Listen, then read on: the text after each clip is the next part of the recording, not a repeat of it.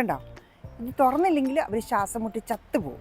കഴിഞ്ഞ ദിവസമേ നമ്മൾ പ്രൂൺ ചെയ്തിട്ട് സേഫായിട്ട് കെട്ടിവിട്ട് നമ്മുടെ വിയറ്റ്നാം മേളിയാണിത്. ഇതേ പുറത്തുനിന്ന് നോക്കുമ്പോൾ പച്ചപ്പ് ഹരിതാപമൊക്കെ കണ്ടു തുടങ്ങി. ഇതിനകത്ത് പച്ച കളറുണ്ട്. അത് മീൻ ചെയ്യുന്നത് എന്താണ്?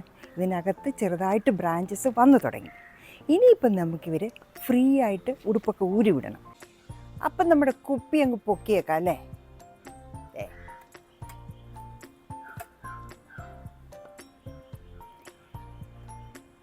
അകത്ത് കണ്ട പച്ചപ്പ്, ആ പ്ലാസ്റ്റിക് കവറിനകത്തായിട്ട് നമ്മുടെ ബ്രാഞ്ചസ് വന്ന്, ഇനി ഇവരുടെ ഈ ഉടുപ്പും കൂടെ മാറ്റിയിട്ട് നമുക്കിവരെ ഫ്രീ ആക്കി വിടാം. ഈ ഉടുപ്പിനകത്ത് ഇവർ സേഫായിട്ടിരിക്കുകയാണല്ലോ. നമുക്കപ്പോൾ അതൊക്കെ അതിനെ കൂടെ അങ്ങ് അഴിച്ചു കൊടുത്തേക്കാം. ഒരു തുള്ളി വെള്ളം പോലും ഇതിൻ്റെ അകത്ത് കയറരുത്. അതായിരുന്നല്ലോ നമ്മുടെ മെയിൻ അജണ്ട. അതിനു വേണ്ടിയിട്ട് ഇതേ മണിച്ചിത്രത്തായിട്ട് പൂട്ടിയാണ് ഈ പ്ലാസ്റ്റിക് കവറിനെ വെച്ചിരിക്കുന്നത്. ഇനി ഓരോന്നായിട്ട് ഇത് അഴിച്ചെടുക്കാം.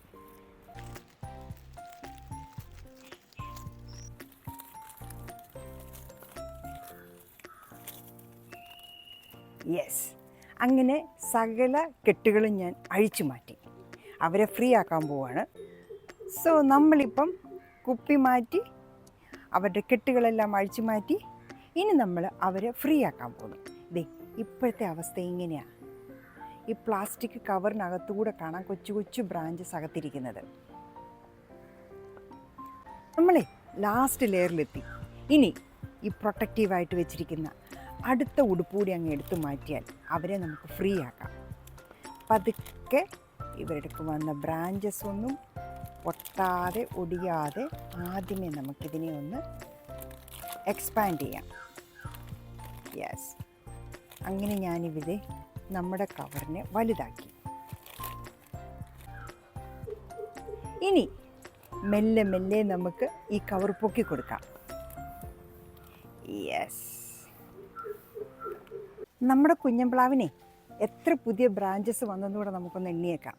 ഇതേ താഴെ ഇവിടെ ഒന്നുണ്ട്, പിന്നെ ഇത് 2, 3, 4, 5 കുഞ്ഞു ബ്രാഞ്ചസ് കൂടെ നമ്മുടെ കുഞ്ഞൻപ്ലാവിന് വന്നു.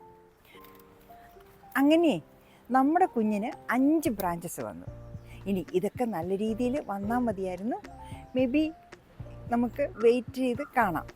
Anyway I am so happy because നമ്മൾ ചെയ്ത ഒരു കാര്യത്തിന് നല്ലൊരു റിസൾട്ട് കിട്ടി.